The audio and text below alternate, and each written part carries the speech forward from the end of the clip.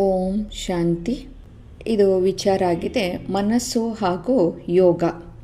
ಅಂದರೆ ಮನಸ್ಸಿನ ಸಂಕಲ್ಪಗಳು ಯಾವ ರೀತಿ ಇರ್ತದೆ, ಮತ್ತು ಯೋಗ ಅಂದರೆ ನಾವು ಪರಮಾತ್ಮ ತಂದೆಯ ಜೊತೆ ಹೇಗೆ ಯೋಗವನ್ನು ಜೋಡಣೆ ಮಾಡೋದು, ಅಂದರೆ ಯೋಗದಲ್ಲಿ ಮನಸ್ಸಿನ ಮಹತ್ವ, ಈ ವಿಚಾರದ ಬಗ್ಗೆ ಇಂದು ತಿಳಿದುಕೊಳ್ಳೋಣ. ಆತ್ಮದ ಸಂಕಲ್ಪ ಶಕ್ತಿಗೆ ಮನಸ್ಸು ಎಂದು ಹೇಳಲಾಗ್ತದೆ. ಇದನ್ನು ಆತ್ಮದ ಸಂಕಲ್ಪ ಶಕ್ತಿ ಅಥವಾ ಒಂದು ಸೂಕ್ಷ್ಮ ಶಕ್ತಿ ಅಂದರೂ ಒಂದೇ ಅರ್ಥ ಬರ್ತದೆ, ಆ ಥರನೂ ತಿಳ್ಕೊಬೋದು. ಆತ್ಮದ ಈ ಸೂಕ್ಷ್ಮ ಶಕ್ತಿಯ ಅನುಭವ ನಮಗೆ ಸದಾ ಆಗ್ತಾನೆ ಇರ್ತದೆ ಅಲ್ವಾ, ಪ್ರತಿದಿನ.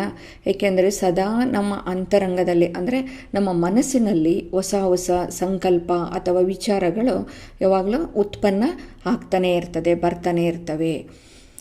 ಈ ನಮ್ಮ ಸ್ಥಿತಿ, ನಮ್ಮ ಸ್ವಭಾವ ಅಥವಾ ಸಂಸ್ಕಾರಗಳ ಪರಿವರ್ತನೆ ಮನಸ್ಸಿನ ಸಂಕಲ್ಪದಿಂದನೇ ಆಗುತ್ತದೆ.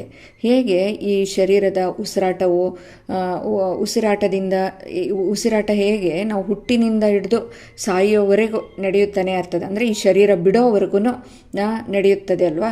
ಹಾಗೆಯೇ ಈ ನಮ್ಮ ಮನಸ್ಸಿನ ಸಂಕಲ್ಪಗಳು ಕೂಡ ಜೀವನದ ಅಂತ್ಯದವರೆಗೂ ಇದ್ದೇ ಇರ್ತದೆ. ಇದರಲ್ಲಿ ಯಾವ ಸಂಶಯ ಕೂಡ ಇರೋದಿಲ್ಲ. ನಿದ್ರೆಯ ಅವಸ್ಥೆಯಲ್ಲಿ ಈ ಸಂಕಲ್ಪಗಳೇನಾಗ್ತದೆ, ಉತ್ಪನ್ನತೆಯು ಸ್ವಲ್ಪ ತೀವ್ರತೆ ಕಡಿಮೆ ಆಗ್ತದೆ. ಆದರೆ ಮನಸ್ಸಿನ ಕಾರ್ಯ ಎಂದಿಗೂ ಕೂಡ ನಿಂತು ಹೋಗೋದಿಲ್ಲ. ಆತ್ಮದ ಈ ನಿರಂತರ ಈ ಸಂಕಲ್ಪ ಶಕ್ತಿಯ ಹೆಸರೇ ಮನಸ್ಸು ಎಂದು ಆಗಿದೆ. ಆದರೆ ಯೋಗದ ಅರ್ಥವಾಗಿದೆ ಸಂಬಂಧ ಅಥವಾ ಜೋಡಣೆ ಅಲ್ವಾ. ಯೋಗ ಅಂದ್ರೇನು, ನಾವು ನಮ್ಮ ಬುದ್ಧಿ ಯೋಗವನ್ನು ಯಾರ ಜೊತೆ ಜೋಡಣೆ ಮಾಡ್ತೀವೋ ಅದಕ್ಕೆ ಯೋಗ ಅಂತ ಹೇಳಲಾಗ್ತದೆ. ಯಾವಾಗ ಈ ಆತ್ಮದ ಸಂಬಂಧ ಯಾವುದೇ ವಸ್ತು ಅಥವಾ ವ್ಯಕ್ತಿ ಇತ್ಯಾದಿಗಳ ಜೊತೆ ಆಗ್ತದೆ, ಆತ್ಮಕ್ಕೆ ಇಂತಹ ವಸ್ತುಗಳ ಯೋಗ ಎಂದು ಹೇಳಲಾಗ್ತದೆ ಅಲ್ವಾ. ಈ ಯೋಗದಲ್ಲಿ ಮನಸ್ಸು ಮತ್ತು ಬುದ್ಧಿ ಇದೇನಾಗ್ತದೆ, ಮತ್ತು ಇತರ ಇಂದ್ರಿಯಗಳ ಸಹಯೋಗಗಳಾಗ್ತದೆ. ಅಥವಾ ಇದರ ಪ್ರತಿಕ್ರಿಯೆ ಈ ಪ್ರಕಾರವಾಗಿರ್ತದೆ. ಅಂದರೆ ಹೇಗೆ ಅಂದರೆ, ಈ ಆತ್ಮ, ಈ ಬುದ್ಧಿ ಮತ್ತು ಮನಸ್ಸು ಇದನ್ನು ನಾವು ಹಿಡಿತದಲ್ಲಿ ಮನಸ್ಸು ಬುದ್ಧಿಯನ್ನು ಕೇಂದ್ರೀಕೃತ ಮಾಡೋದು ಒಂದು ಕಡೆಗೆ, ಅದಕ್ಕೆ ಯೋಗ ಅಂತ ಹೇಳಲಾಗ್ತದೆ. ಅರ್ಥಾತ್ ನಾವು ಯಾವುದೇ ವಸ್ತುವನ್ನು ನೋಡಿದಾಗ ಈಗೇನಾಗ್ತದೆ, ಮೊಟ್ಟ ಮೊದಲು ವಸ್ತುವಿನ ಸಂಬಂಧ ನಮ್ಮ ಇಂದ್ರಿಯಗಳಿಂದ ನಮಗೆ ಆಗ್ತದೆ ಅಲ್ವಾ. ಅದು ಯಾವುದೇ ವಸ್ತುಗಳಾಗಿರ್ಬೋದು, ಅಥವಾ ಈ ಸ್ಥೂಲ ಕಣ್ಣಿನಿಂದ ನಾವು ಏನೇ ನೋಡ್ಬೋದು ಈ ಕಣ್ಣಿನ ಮೂಲಕ, ಅದು ಅಲ್ಲಿ ಸ್ಪಷ್ಟವಾಗ್ತದೆ ಅಲ್ವಾ. ಒಂದು ಫೋಟೋನೋ ಯಾವುದಾಗಲಿ ಅದು ನಮ್ಮ ಮನಸ್ಸಿನಲ್ಲಿ ಏನಾಗ್ಬಿಡ್ತದೆ, ಅದು ಮನಸ್ಸಿನ ಜೊತೆಯಲ್ಲಿ ಉಂಟಾಗ್ಬಿಡ್ತದೆ. ಇದರಿಂದ ಮನಸ್ಸಿನಲ್ಲಿ ಎದುರಿಗೆ ಯಾವ ವಸ್ತು ಇದೆ ಎನ್ನುವ ಸಂಕಲ್ಪ ಬರ್ತದೆ ಅಲ್ವಾ. ಆದರೆ ಆ ವಸ್ತು ಯಾವುದು ಎನ್ನುವ ಜ್ಞಾನ, ಬುದ್ಧಿ ಜ್ಞಾನ ಶಕ್ತಿಯಿಂದ ಅರಿತಾಗ ಆ ವಸ್ತು ಇದೆ ಎನ್ನುವ ಪೂರ್ಣ ಅರಿವು ನಮಗೆ ಉಂಟಾಗ್ತದೆ. ಇದೇ ರೀತಿ ಆತ್ಮವು ಜ್ಞಾನ ಶಕ್ತಿಯಿಂದ ವಸ್ತುವಿನ ಅಥವಾ ವ್ಯಕ್ತಿಯ ಉಪಯೋಗವನ್ನು, ಅದರ ಸಂಬಂಧವನ್ನು ಅರಿತುಕೊಳ್ತದೆ. ಅಂದರೆ ಆತ್ಮದ ಮೂಲಕ ಅದು ಅರ್ಥ ಮಾಡ್ಕೊಳ್ತದೆ. ಈ ಕಾರ್ಯಕ್ಕೆ ಯೋಗವೆಂದು ಕರೆಯಲಾಗ್ತದೆ. ಅರ್ಥಾತ್ ಆತ್ಮದ ಮನ, ಬುದ್ಧಿ, ಇಂದ್ರಿಯಗಳ ಮೂಲಕ ಇರುವ ಸಂಬಂಧಕ್ಕೆ ಯೋಗ ಅಂತ ಕರೆಯಲಾಗ್ತದೆ ಅಲ್ವಾ. ಒಂದು ವೇಳೆ ಮನಸ್ಸಿನಿಂದ ಸಂಕಲ್ಪಗಳನ್ನು ನಿಷೇಧಿಸಿದರೆ, ಅರ್ಥಾತ್ ಮನಸ್ಸನ್ನು ಸದಾ ಕಾಲಕ್ಕೆ ಸಂಕಲ್ಪ ರಹಿತವಾಗಿ ಮಾಡಲು ಸಾಧನೆ ಮಾಡಿದರೆ ಅದೇನಾಗ್ತದೆ, ಅಲ್ಪ ಕಾಲದವರೆಗೆ ಮಾತ್ರ ಇರ್ತದೆ ಅಲ್ವಾ. ನಾವು ಎಷ್ಟು ಕಂಟ್ರೋಲ್ ಮಾಡ್ತೀವಲ್ವ, ಅಂದರೆ ಸಂಕಲ್ಪಗಳನ್ನು ಮಾಡಲಿಕ್ಕೆ ಕಂಟ್ರೋಲ್ ಮಾಡಿದಾಗ ಅದೇನಾಗ್ತದೆ, ಸ್ವಲ್ಪ ಸಮಯ ಮಾತ್ರ ಇಟ್ಕೊಳ್ಳೋಕ್ಕೆ ಸಾಧ್ಯ ಅದನ್ನ ಹಿಡಿತದಲ್ಲಿ. ಮನಸ್ಸು ತನ್ನ ಸಂಕಲ್ಪ ಶಕ್ತಿಯನ್ನು ಕಳೆದುಕೊಂಡ್ರೆ, ಅಂದರೆ ವ್ಯರ್ಥ ಸಂಕಲ್ಪ ಮಾಡೋದನ್ನೆಲ್ಲ ನಾವು ಬಿಟ್ಟಾಗ ಏನಾಗ್ತದೆ, ಈ ಜ್ಞಾನ ಅವಾಗ ಪ್ರಾಪ್ತಿ ಆಗ್ತದೆ ಅಂತ. ವ್ಯರ್ಥ ಸಂಕಲ್ಪಗಳನ್ನ ಮಾಡೋದನ್ನು ಕಡಿಮೆ ಮಾಡ್ಕೋಬೇಕಾಗಿದೆ. ಈಗ ಬೇರೆ ಯಾವುದೇ ಆದರೂ ಒಂದು ವಸ್ತುನೋ ಏನಾದರೂ ನೋಡಿದಾಗ ಹೆಂಗೆ ನಮಗೆ ಅದು ಆಳವಾಗಿ ಅದು ಒಂದು ಸಾರಿ ನೋಡಿದ್ರು, ಈಗ ನೋಡಿ ಯಾರ್ದಾದ್ರೂ ಒಂದು ವ್ಯಕ್ತಿಯದ್ದು ಅವರು ಒಂದು ಸಾರಿ ಪರಿಚಯ ಆಯಿತು ಅಂದರೆ ಅವ್ರು ಎಲ್ಲೇ ಇದ್ದರೂ ನಾವು ಇಲ್ಲಿ ಕೂತಲ್ಲಿಂದನೇ ಅವ್ರದ್ದು ಸಂಕಲ್ಪನ ಮಾಡ್ಬೋದು.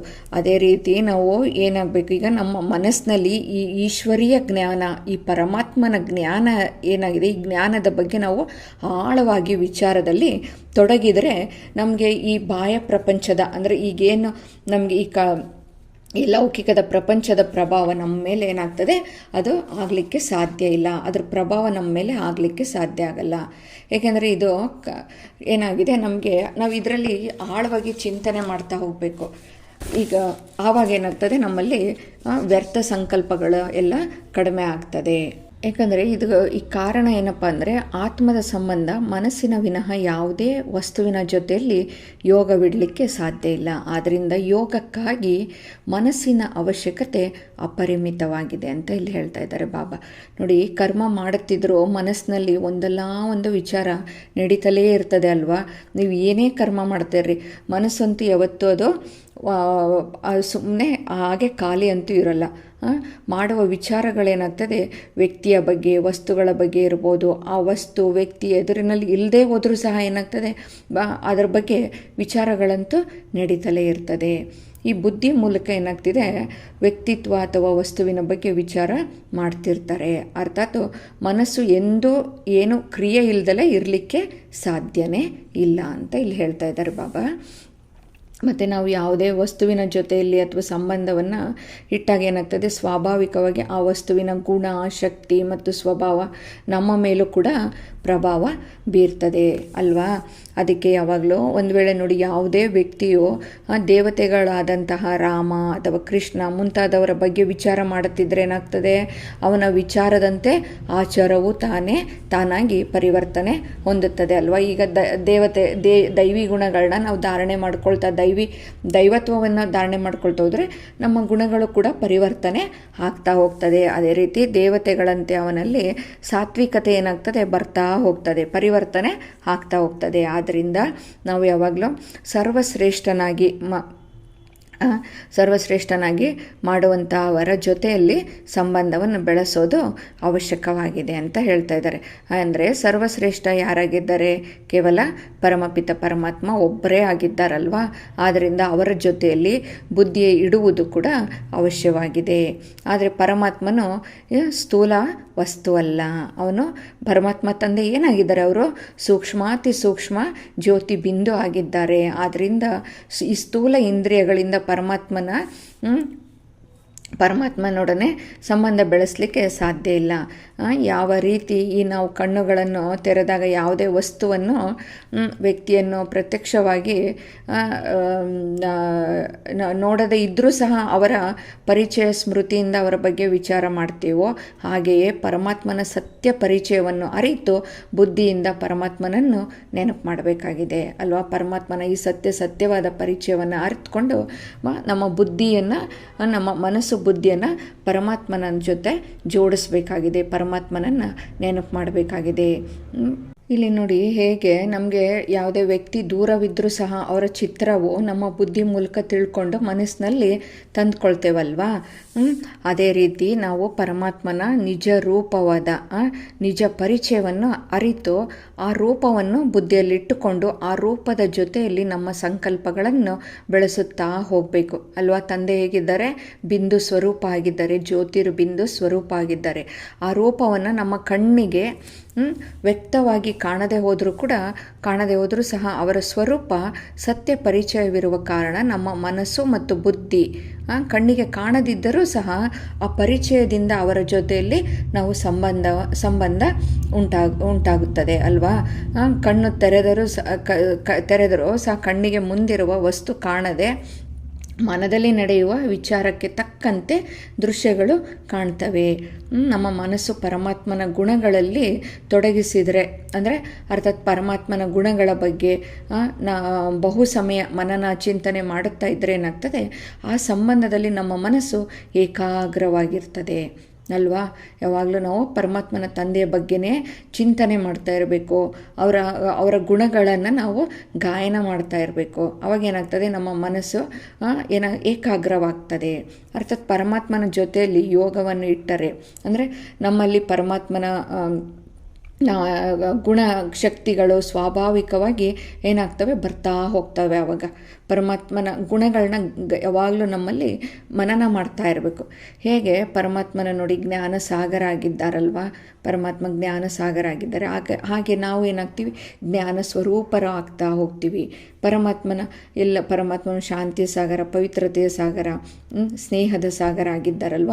ಅವರ ಸಂಘದಲ್ಲಿ ನಾವು ಕೂಡ ಹೋಗ್ತಾ ಇದ್ದಾಗ ಅಥವಾ ಅವರಲ್ಲಿ ಸ್ನೇಹದಲ್ಲಿ ನಾವು ಇರುವ ಕಾರಣ ಏನಾಗ್ತೀವಿ, ಆ ಗುಣಗಳು ನಮ್ಮಲ್ಲಿ ಸ್ವಾಭಾವಿಕವಾಗಿ ಬರ್ತಾ ಹೋಗ್ತವೆ. ಆವಾಗ ನಮ್ಮಲ್ಲಿ ಕೂಡ ಏನಾಗ್ತದೆ, ಅವರ ಗುಣಗಳನ್ನ ನಾವು ಸದಾ ಸ್ಮರಣೆ ಮಾಡ್ತಾ ನಮ್ಮ ಬುದ್ಧಿಯಲ್ಲಿ ಅದನ್ನು ಚಿಂತನೆ ಮಾಡ್ತಾ ಇದ್ದಾಗ ನಮ್ಮಲ್ಲಿ ಅದು ಪರಿವರ್ತನೆಯಾಗಿ ಆ ತಂದೆಯಲ್ಲಿ ಇರೋ ಎಲ್ಲ ಗುಣಗಳು ನಮ್ಮಲ್ಲಿ ಸ್ವಾಭಾವಿಕವಾಗಿ ಬರ್ತಾ ಹೋಗ್ತವೆ. ಆದ್ದರಿಂದಲೇ ಹೇಳ್ತಾರಲ್ವ, ಸಂಘದಂತೆ ರಂಗೋ ಅಂತ ಹೇಳ್ತಾರಲ್ವ. ನಾವು ಯಾವ ಸಂಘದಲ್ಲಿ ಇರ್ತೀವೋ ಆ ಸಂಘದಂತೆ ನಾವು ಪರಿವರ್ತನೆ ಆಗ್ತಾ ಹೋಗ್ತೀವಿ. ಹಾಗೆ ಪರಮಾತ್ಮನ ಸಂಘದಲ್ಲಿ ಸದಾಕಾಲ ಇರೋದ್ರಿಂದ ಏನಾಗ್ತದೆ, ನಮ್ಮ ರಂಗು ಅರ್ಥಾತ್ ನಮ್ಮ ಗುಣಗಳು ಏನಾಗ್ತಾ ಹೋಗ್ತದೆ, ಪರಿವರ್ತನೆ ಆಗ್ತಾ ಹೋಗ್ತದೆ ಅಂತ ಇಲ್ಲಿ ಬಾಬಾ ಹೇಳ್ತಾ ಇದ್ದಾರೆ. ನೋಡಿ, ಈ ಮನಸ್ಸಿನ ಮೇಲೆ ಈ ಯೋಗದ ಪ್ರಭಾವ ಹೇಗಿರ್ತದೆ ಅಂದರೆ, ಅದು ಭಾಳ ಆಳವಾಗಿ ಪ್ರಭಾವ ಉಂಟಾಗ್ತದೆ. ಮನಸ್ಸಿನಲ್ಲಿ ನಡೆಯುವ ಸಂಕಲ್ಪಗಳನ್ನು ಪರಿಶೀಲಿಸಿದಾಗ ನಾವು ಅವುಗಳನ್ನು ಶುದ್ಧ ಸಂಕಲ್ಪಗಳನ್ನಾಗಿ ಮಾಡಿಕೊಳ್ಳಲಿಕ್ಕೆ ಸಾಧ್ಯವಾಗ್ತದೆ ಅಲ್ವಾ. ನಾವು ಪರಿಶೀಲನೆ ಮಾಡ್ಕೋಬೇಕು, ನಮ್ಮಲ್ಲಿ ಯಾವುದು ನಾವು ವ್ಯರ್ಥ ಸಂಕಲ್ಪ ಮಾಡ್ತಾ ಇದ್ದೀವ, ನಾವು ಎಷ್ಟು ಸಮಯ ವ್ಯರ್ಥ ಮಾಡ್ತಾ ಇದ್ದೀವಿ, ಅದನ್ನೆಲ್ಲ ನಾವು ಚೆಕ್ ಮಾಡ್ಕೊಳ್ಳಿಕ್ಕೆ ಅದು ನಮಗೆ ಸಹಾಯ ಮಾಡ್ತದೆ. ನಾವು ಅಂದರೆ ತಂದೆಯ ಜೊತೆ ಎಷ್ಟು ಬುದ್ಧಿಯೋಗವನ್ನು ಜೋಡಿಸ್ತಾ ಹೋಗ್ತೀವೋ ಆವಾಗ ನಮ್ಮನ್ನು ನಾವು ಚೆಕ್ ಮಾಡ್ತಾ ಪರಿಶೀಲನೆ ಮಾಡ್ತಾ ಹೋದಾಗ ಅದೆಲ್ಲ ಸಾಧ್ಯ ಆಗ್ತಾ ಹೋಗ್ತದೆ. ಹೀಗೆ ನಾವು ಮನಸ್ಸಿನಲ್ಲಿ ನಡೆಯುವ ನಮ್ಮ ಸಂಕಲ್ಪಗಳನ್ನು ಪರಿಶೀಲಿಸಿದಾಗ ನಾವು ಅವುಗಳನ್ನು ಶುದ್ಧ ಸಂಕಲ್ಪಗಳನ್ನಾಗಿ ಮಾಡಿಕೊಳ್ಳಿಕ್ಕೆ ಸಾಧ್ಯ ಆಗ್ತದೆ. ಅಂದರೆ ಈ ಪರಮಾತ್ಮ ತಂದೆಯ ನೆನಪಿನಿಂದ, ಈ ಯೋಗದಿಂದ ನಾವು ಅದನ್ನು ಶುದ್ಧ ಮಾಡಿಕೊಳ್ಳಿಕ್ಕೆಲ್ಲ ಸಾಧ್ಯ ಆಗ್ತದೆ. ಅರ್ಥಾತ್ ನಾವು ಯೋಗದಿಂದ ನಮಗೆ ಮನಸ್ಸನ್ನು ನಮ್ಮ ಹಿಡಿತದಲ್ಲಿ ಇಟ್ಕೊಳ್ಳುವಂತಹ ಶಕ್ತಿ ಕೂಡ ದೊರೆಯುತ್ತದೆ. ಈಗ ನೋಡಿ, ಯಾವ ಸಮಯದಲ್ಲಿ ಯಾವ ಶಕ್ತಿ ಬೇಕೋ ಆ ಸಂಕಲ್ಪ ಶಕ್ತಿಯನ್ನು ತೀವ್ರ ಮಾಡ್ಕೋಬೋದು. ನಮಗೆ ಯಾವುದಾದ್ರೂ ಒಂದು ಸಮಯದಲ್ಲಿ ಒಂದು ನಿರ್ಣಯ ತಗೋಬೇಕಾದ್ರೆ ನಮಗೊಂದು ನಿರ್ಣಯ ಶಕ್ತಿಯಾಗಿರ್ಬೋದು, ಅಳವಡಿಸಿಕೊಳ್ಳುವಂಥ ಶಕ್ತಿಯಾಗಿರ್ಬೋದು, ಆ ಶಕ್ತಿ ಬೇಕು ಅಂದರೆ ಸಹನಾ ಶಕ್ತಿ ಆಗಿರ್ಬೋದು, ಈ ಶಕ್ತಿ ಬೇಕು ಅಂದರೆ ಅದನ್ನು ನಾವು ಈ ಯೋಗದ ಮೂಲಕ ಅದನ್ನು ತೀವ್ರ ಮಾಡಿಕೊಳ್ಳಿಕ್ಕೆ ಸಾಧ್ಯ ಆಗ್ತದೆ. ಈ ಸಂಕಲ್ಪ ಶಕ್ತಿಯನ್ನು ತೀವ್ರ ಮಾಡುವ ಅಥವಾ ಕಡಿಮೆ ಮಾಡುವಂಥ ಶಕ್ತಿಯನ್ನು ನಾವು ಈ ಯೋಗದಿಂದ ಪಡಿಬೋದು. ಈ ಮನಸ್ಸಿನಲ್ಲಿ ಭಾವವು ಬದಲಾವಣೆ ಆಗ್ತದೆ. ಮತ್ತು ಒಂದು ವೇಳೆ ನೋಡಿ, ಮನಸ್ಸಿನಲ್ಲಿ ಯಾವುದೇ ದುಃಖದ ವಿಚಾರಗಳು ನಡೆಯುತ್ತಿದ್ದರೆ ಏನಾಗ್ತದೆ, ಮುಖದಲ್ಲಿ ಆ ಭಾವವೇ ವ್ಯಕ್ತವಾಗ್ತದೆ ಅಲ್ವಾ. ಮನಸ್ಸಿನಲ್ಲಿ ಶುದ್ಧ ವಿಚಾರಗಳು, ಈ ಸುಖದ ವಿಚಾರಗಳು ನಡೀತಿದ್ದರೆ ಮುಖದಲ್ಲಿ ಅದೇ ಭಾವವೇ ಸ್ಪಷ್ಟವಾಗ್ತದೆ ಅಲ್ವ. ಅವಾಗ ಎಷ್ಟು ಖುಷಿಯಿಂದ ಇರ್ತೀವಿ ಅಂದರೆ, ಈ ಶುದ್ಧ ಸಂಕಲ್ಪಗಳು, ಶುದ್ಧ ವಿಚಾರಗಳನ್ನ ಮಾಡ್ತಾ ಇದ್ದಾಗ, ಸುಖವಾದ ವಿಚಾರಗಳನ್ನ ಮಾಡ್ತಾ ಇದ್ದಾಗ ಏನಾಗ್ತದೆ, ಮುಖದಲ್ಲಿ ಅಲ್ಲಿ ಭಾವನೆ ಏನಾಗ್ತದೆ, ಖುಷಿಯಿಂದ ಇರ್ತದೆ. ಈ ದುಃಖದ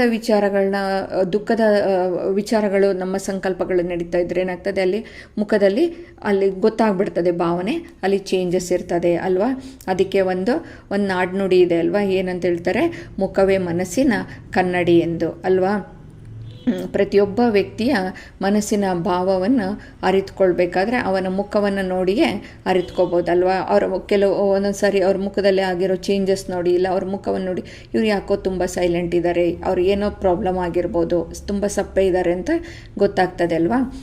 ಅದಕ್ಕೆ ಮುಖದಿಂದನೇ ನೋಡಿ, ಮುಖವೇ ಮನಸ್ಸಿನ ಕನ್ನಡಿ ಅಂತ ಹೇಳ್ತಾರಲ್ವ. ಅದೇ ರೀತಿ ಈ ಒಂದೊಂದು ಸಾರಿ ಏನಾಗ್ತದೆ, ನಮ್ಮ ಮನಸ್ಸಿನಲ್ಲಿ ಈ ಏನೋ ಅದು ಯೂಸೇ ಇರೋಲ್ಲ, ಅದು ಆ ಪ್ರಯೋಜನ ಇಲ್ಲದೆ ಇರೋಂಥ ವ್ಯರ್ಥವಾಗೋ ಸಂಕಲ್ಪಗಳು ಮಾಡೋದ್ರಿಂದ ಏನಾಗ್ತದೆ, ನಮ್ಮ ಮುಖದಲ್ಲಿ ಏನಾಗ್ತದೆ, ಅವಾಗ ಉದಾಸೀನತೆ ಭಾವನೆ ಉಂಟಾಗ್ತದೆ.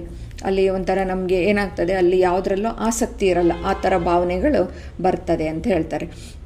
ಆದ್ದರಿಂದ ಈ ವ್ಯರ್ಥ ಸಂಕಲ್ಪಗಳನ್ನ ದೂರ ಮಾಡಲಿಕ್ಕೆ ಯಾವುದು ಸಾಧನವಾಗಿದೆ ಅಂದರೆ ಈ ಯೋಗ. ಅಂದರೆ ನಾವು ಪರಮಾತ್ಮ ತಂದೆಯ ಜೊತೆ ನಮ್ಮ ಮನಸ್ಸು ಬುದ್ಧಿಯನ್ನು ಜೋಡಿಸೋ ಈ ಯೋಗ ಏನಾಗಿದೆ, ಇದು ಒಂದು ಸಾಧನವಾಗಿದೆ. ಅಂತ ಹೇಳ್ತಾ ಇದ್ದಾರೆ ಬಾಬಾ ಇಲ್ಲಿ.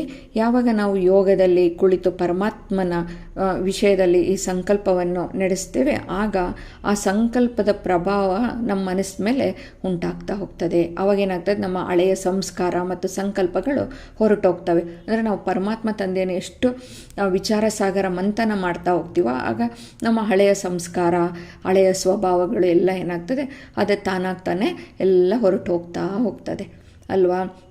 ಹೇಳ್ತಾರೆ ಅಲ್ವಾ, ಹೊಸ ನೀರು ಬಂದಂಗೆ ಹಳೆಯದೆಲ್ಲ ಕೊಚ್ಕೊಂಡು ಹೋಗ್ತದೆ ಅಂತ. ಹಾಗೆ ನಾವು ಪರಮಾತ್ಮ ತಂದೆಯ ಹೊಸ ಈ ಸಂಕಲ್ಪಗಳನ್ನ ಮಾಡ್ತಾ ನಮ್ಮ ಹಳೆಯ ಸ್ವಭಾವ ಸಂಸ್ಕಾರಗಳು ಹೊರಟು ಹೋಗ್ತದೆ ಅಂತ ಬಾಬಾ ಇಲ್ಲಿ ಹೇಳ್ತಾ ಇದ್ದಾರೆ.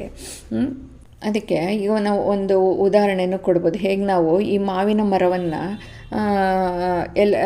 ನೆಡ್ತೀವಲ್ವ, ಅದನ್ನೇನು ಮಾಡ್ತೀವಿ ನಾವು, ಈ ರಸ್ತೆ ಓಡಾಡೋ ದಾರಿಲಿ ಏನಾದರೂ ಅದನ್ನು ದಾರಿ ಹತ್ತಿರ ಅಲ್ಲೇ ಗಿಡವನ್ನು ಬೆಳೆದ್ರೆ ಅದು ಫಲ ಕೊಡೋ ಸಮಯದಲ್ಲಿ ಏನಾಗ್ತದೆ, ಈ ದಾರಿಯಲ್ಲಿ ಹೋಗೋ ಬರೋರೆಲ್ಲರೂ ಏನು ಮಾಡ್ತಾರೆ, ಅದಕ್ಕೆ ಕೈ ಹಾಕ್ತಾರೆ, ಅದನ್ನು ಕಿತ್ಕೊಳ್ತಾರೆ. ನಮಗೆ ಅದ್ರ ಫಲ ದೊರೆಯೋದೇ ಇಲ್ಲ ಅಲ್ವಾ, ಅದು ದೊರೆಯೋದೇ ಇಲ್ಲ. ಆವಾಗ ನಾವೇನು ಮಾಡಬೇಕು, ಅದಕ್ಕೆ ನಾವು ಈ ನಡೆದಾಡುವ ರಸ್ತೆಯನ್ನು ಏನು ಮಾಡಬೇಕು, ಅಲ್ಲಿ ಏನಾಗುತ್ತೆ ಅಲ್ಲಿ ಬಂದ್ ಮಾಡಬೇಕು. ಹತ್ತಿರದಲ್ಲಿರೋ ರಸ್ತೆಯನ್ನು ಬಂದ್ ಮಾಡಿದರೆ ಆ ಫಲನ ನಾವು ಪಡೀಲಿಕ್ಕೆ ಸಾಧ್ಯವಾಗ್ತದೆ. ಅದರಂತೆ ಈಗ ನಮ್ಮ ಮನಸ್ಸಿನಲ್ಲೂ ಕೂಡ ಈ ನಡೆಯುವಂತಹ ಈ ವ್ಯರ್ಥ ಸಂಕಲ್ಪಗಳನ್ನು ಬಂದ್ ಮಾಡಬೇಕು. ಆ ಸಂಕಲ್ಪಗಳನ್ನೆಲ್ಲ ಬಂದ್ ಮಾಡಿದರೆ ಏನಾಗುತ್ತೆ, ಆವಾಗ ಈ ಸಮರ್ಥವಾದ ಸಂಕಲ್ಪಗಳು ಸ್ಥಾಪನೆ ಆಗ್ತದೆ. ಅಂದರೆ ವ್ಯರ್ಥ ವಿಚಾರಗಳನ್ನೆಲ್ಲ ನಾವು ಬಂದ್ ಮಾಡ್ತಾ ಹೋಗಬೇಕು. ಆವಾಗ ನಮ್ಮಲ್ಲಿ ಈ ಶುದ್ಧವಾದ ಸಂಕಲ್ಪಗಳು ಬರಲಿಕ್ಕೆ ಶುರುವಾಗ್ತದೆ. ನಾವು ಅದನ್ನು ಸ್ಟಾಪ್ ಮಾಡದೇ ಇದ್ದರೆ ಅದು ಮತ್ತೆ ಬರ್ತಾನೆ ಇರ್ತದೆ ಹಳೆಯ ವ್ಯರ್ಥ ಸಂಕಲ್ಪಗಳು.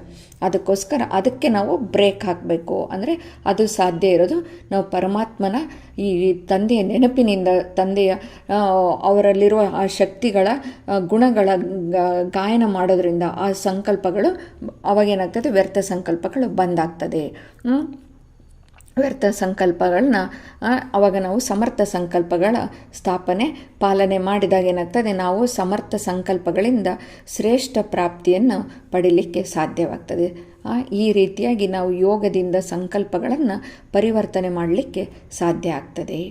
ಮತ್ತು ಯೋಗದಿಂದ ಇಂದ್ರಿಯ ಜೀತರು, ಈ ಮನಸ್ಸಿನ ಕಾರ್ಯವಾಗಿದೆ ತಾನು ಪಡೆದ ಈ ಜ್ಞಾನದಿಂದ ಉಳಿದ ಇಂದ್ರಿಯಗಳನ್ನು ಪರಿವರ್ತನೆ ಮಾಡೋದು ಅಲ್ವಾ. ಈ ಕಣ್ಣಿನಿಂದ ಈ ಕೆಲವೊಂದು ಸರಿ ನೋಡಿ, ಯಾವುದೇ ರುಚಿಕರ ವಸ್ತುವನ್ನು ನೋಡಿದಾಗ ಏನಾಗ್ತದೆ, ಅದನ್ನು ತಿನ್ನಬೇಕು ಅಂತ ಆಸೆ ಆಗ್ತದೆ. ಆದ್ದರಿಂದ ಅವೆಲ್ಲ ಈ ಕರ್ಮೇಂದ್ರಿಯಗಳನ್ನು ನಾವು ಹಿಡಿತದಲ್ಲಿ ಇಟ್ಕೊಳ್ಳೋವಂಥ ಶಕ್ತಿನೂ ಈ ಯೋಗದಿಂದಲೇ ಬರೋದು. ಅದಕ್ಕೆ ಯೋಗದಿಂದ ಇಂದ್ರಿಯ ಜೀತರು ಆಗಬೇಕಾಗಿದೆ. ಅದನ್ನು ನಾವು ತಿನ್ನಬೇಕು ಅಂತ ಅನಿಸೋದು ಕೂಡ ಇದಕ್ಕೂ ಸಹ ಏನಾಗಿದೆ, ಮನಸ್ಸು ಕಾರಣವಾಗಿದೆ. ಆದ್ದರಿಂದ ವಸ್ತುವನ್ನು ಕಣ್ಣಿನಿಂದ ನೋಡಿದಾಗ ಮನಸ್ಸಿನಲ್ಲಿ ಆ ವಸ್ತುವಿನ ಬಗ್ಗೆ ಜ್ಞಾನ ಉಂಟಾಗುತ್ತದೆ. ಒಂದು ವೇಳೆ ನಮ್ಮ ಮನಸ್ಸು ಈಶ್ವರೀಯ ಸುಖ, ಶಾಂತಿ, ಆನಂದದಲ್ಲಿ ತಲೀನವಾಗಿದ್ದರೆ ಅದು ಈಶ್ವರೀಯ ಸ್ಮೃತಿ ನಶೆಯಲ್ಲಿ ತಲೀನವಾದ ಕಾರಣ ಏನಾಗ್ತದೆ, ವ್ಯಕ್ತಿ ವಸ್ತುಗಳ ಆಕರ್ಷಣೆ ಉಂಟಾಗೋದಿಲ್ಲ. ಯಾವಾಗಲೂ ನಾವು ಈಶ್ವರೀಯ ಪರಮಾತ್ಮನ ಈ ಸುಖದಲ್ಲಿರುವುದರಿಂದ ಇಂದ್ರಿಯ ಸುಖದ ಆಕರ್ಷಣೆಗೆ ಏನಾಗ್ತೀವಿ, ಅವಾಗ ವಶೀಭೂತರು ಆಗೋದಿಲ್ಲ. ಆದ್ದರಿಂದ ಈಶ್ವರೀಯ ಪರಮಾತ್ಮನ ಈ ಆನಂದದಿಂದ ವಿಷಯ ವಿಕಾರಗಳ ಮೇಲೆ ಸಹಜವಾಗಿ ವಿಜಯ ಪಡೀಲಿಕ್ಕೆ ನಾವು ಸಾಧ್ಯ ಆಗ್ತದೆ. ಅರ್ಥಾತ್ ಈಶ್ವರೀಯ ಸುಖದಲ್ಲಿರುವ ಕಾರಣ ವಿಷಯ ವಿಕಾರದ ಆಕರ್ಷಣೆ ದೂರವಾಗ್ತಾ ಹೋಗ್ತದೆ. ಆಗೇನಾಗ್ತದೆ, ನಮ್ಮ ಇಂದ್ರಿಯಗಳಲ್ಲಿರುವ ಚಂಚಲತೆಯೂ ದೂರವಾಗ್ತದೆ.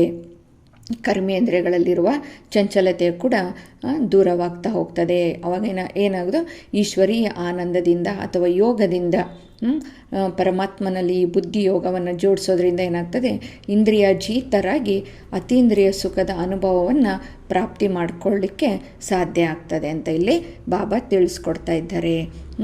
ಈಶ್ವರೀಯ ಸೇವೆ ಮತ್ತು ಸ್ವಸ್ಥಿತಿಯಲ್ಲಿ ಬ್ಯಾಲೆನ್ಸ್ ಇದ್ದಾಗ ಏನಾಗ್ತದೆ, ನಮಗೆ ಎಲ್ಲರಿಂದ ಆಶೀರ್ವಾದಗಳು ಸಿಗ್ತಾ ಹೋಗ್ತದೆ. ಮತ್ತು ಯಾವಾಗಲೂ ಈ ಶಾಂತಿಯ ಶಕ್ತಿಯನ್ನು ಹರಡಿಸುವಂತಹ ನೀವು ಎಲ್ಲರೂ ಕೂಡ ಶಾಂತಿ ದೂತರು ಆಗಿರಿ ಅಂತ ತಂದೆ ತಿಳಿಸ್ಕೊಡ್ತಾ ಇದ್ದಾರೆ. ಅಚ್ಚ. ಓಂ ಶಾಂತಿ.